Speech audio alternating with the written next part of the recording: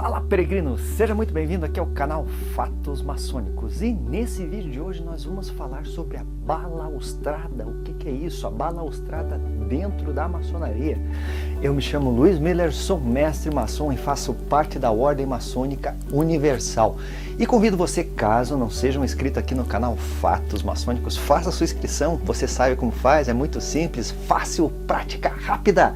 Dê o seu like, ajude aqui o canal Fatos Maçônicos e também compartilhe aí nas suas redes sociais. Isso, ajude o canal Fatos Maçônicos, é isso aí. E para você que busca um aprofundamento no que tange essa temática maçonaria, eu vou deixar na descrição desse vídeo aqui o link para o curso Entenda a Maçonaria, que é um curso em videoaulas, certo? É um aglutinado de uma série, mais uma série de informações oriunda de centenas e centenas de livros e rituais maçônicos e também da experiência, de uma forma muito simples, onde você vai ter acesso a muito conteúdo exclusivo e bacana, né? Coisas nunca faladas na maçonaria brasileira, por exemplo, desconhecida, as raízes francesas, por exemplo, uma série de ritos que eu conto as histórias todas lá dentro. Bom, enfim, dá uma olhadinha, o link está aqui embaixo, beleza? Então é isso, a questão é essa, né? Balaustrada, o que é um balaustre, né? Balaustrada, né? O balaustre é uma coisa, mas a balaustrada é outra coisa, é uma divisão, Então, existe uma divisão na maçonaria, isso mesmo, olha que doideira, né? Que loucura. Eu tenho feito uma série de vídeos falando sobre alguns símbolos dentro do templo maçônico, certo? Então o templo maçônico, já falei aqui em vários e vários vídeos, né?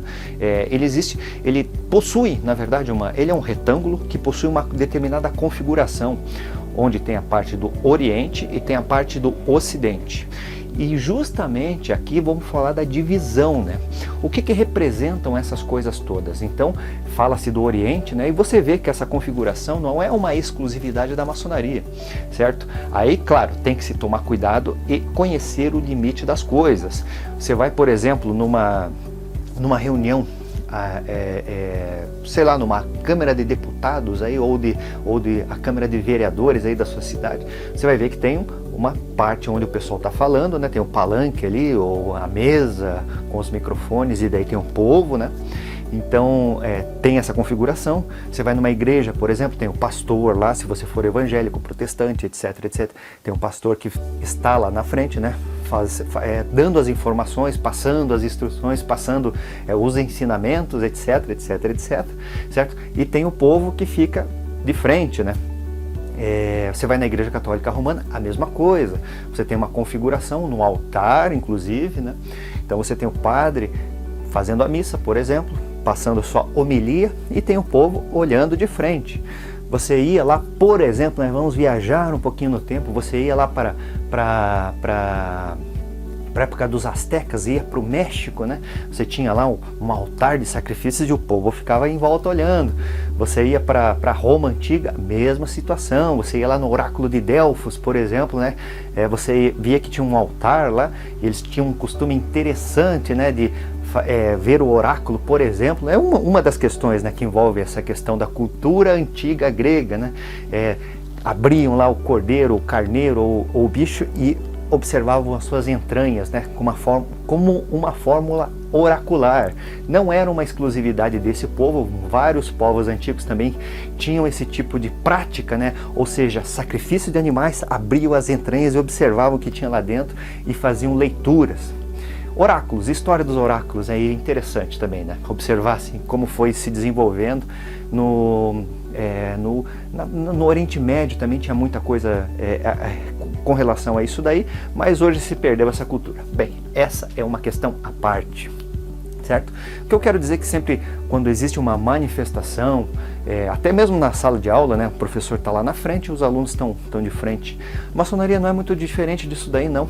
A diferença é que os irmãos ficam na parte ocidental, ficam um de frente para o outro, né, enquanto o venerável mestre está lá observando, né? Então vamos entender que o venerável mestre está aqui e o pessoal está ali na frente. Então um está olhando para o outro, né? Em vez de estar olhando para frente, está olhando para o outro, com a cabecinha virada, olhando para o Oriente para ver o que está acontecendo. Então, é passada as instruções. E tem essa configuração bacana, mas tem essa divisão. Eu falei num vídeo atrás a respeito aí das escadas, da escada da maçonaria, né, dos degraus, porque que é importante conhecer, né, e não é uma exclusividade, obviamente, da maçonaria. Essa questão, e já falei em outros vídeos também, né, essa configuração do templo maçônico também é inspirada no tabernáculo. Inspirada, entenda, inspirada. Por quê? Porque o tabernáculo tinha uma configuração diferente, né? Então ele basicamente era dividido em 3 partes, onde tínhamos a parte mais popular, né? Uma parte intermediária e a parte mais sagrada, onde somente o sumo sacerdote entrava uma vez por ano, certo? No sagrado, no sanctum sanctorum, a parte essencial. Então, a maçonaria tem um pouquinho disso daí também, né? Tem um pouquinho disso daí. Você veja, são 2 configurações totalmente diferentes. Uma pública, na verdade, onde tem uma pessoa transmitindo informações e o pessoal ali embaixo, né? O povo, ou numa ala separada, e o tabernáculo era diferente. Uma parte do povo, onde faziam as purificações, a parte onde ficavam os sacerdotes e o sumo sacerdote, ou seja, uma só pessoa entrava no sagrado. Então, são configurações mais ou menos análogas. Mas existiam divisões, tanto nessa questão mais pública, né, que existe uma divisão sempre, né, e é a divisão da balaustrada. O que quer dizer isso tudo? Quanto à divisão do sanctum, por exemplo, né, do sanctum sanctorum, quanto à divisão dessas coisas, o que quer dizer afinal de contas? Ou seja, existe um limite, Então, a missão, de fato, é transcender esse limite, né? Transpassar, melhor falando, né? Porque transcender seria você mudar a sua perspectiva, sua condição, né? Condição num aspecto mais da raiz da palavra, em uma outra perspectiva muito mais ampla, que também pode ser levada em consideração nesse tipo de ponderação. Ou seja, na maçonaria fala-se que uma parte é ocidental e uma parte é oriental. Daí, quando se fala a respeito disso daí, o pessoal faz uma interpretação ao pé da letra, né? E pensa, uma parte da China, uma parte do Japão, por exemplo, né? E aqui nós estamos no Ocidente, nós estamos nas Américas, nós estamos na Europa, por exemplo, né? E por que faz esse tipo de coisa? Porque a sabedoria vem do Oriente. Mas será que esse Oriente é um Oriente físico? É necessário se pensar bastante nesse assunto. A luz vem do Oriente. Então existe essa divisão.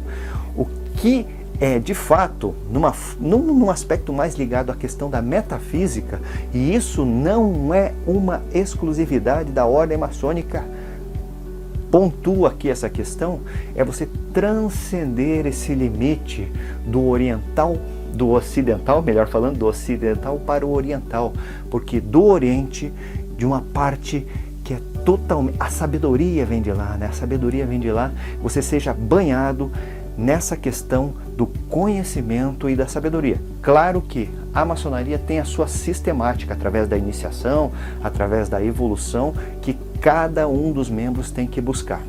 Então, uma das missões importantíssimas é justamente essa: transcender a questão do Ocidente para o Oriente, receber a informação, receber a luz do Oriente, incorporar todas essas informações.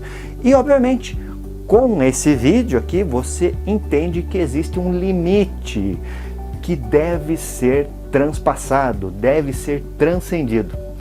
Pois é, nesse vídeo de hoje eu vou ficando por aqui. Espero que tenha gostado aí dessas ponderações que são de fato interessantes, profundas, certo? E vale a pena fazer a reflexão sobre essa divisão da balaustrada, a divisão do conhecimento. É isso mesmo, isso mesmo. Bem, vou fazer mais um convite para você. Obrigado por ter visto esse vídeo até o final, né? Pense no assunto, torne-se um membro aqui do canal Fatos Maçônicos. Você vai receber muita coisa, tem lives exclusivas, tem material gratuito, tem material com desconto, é muito bacana. Então faça parte dessa grande corrente aqui no canal Fatos Maçônicos. Nesse vídeo de hoje eu vou ficando por aqui. Espero você no meu próximo vídeo. Um fortíssimo e grande abraço!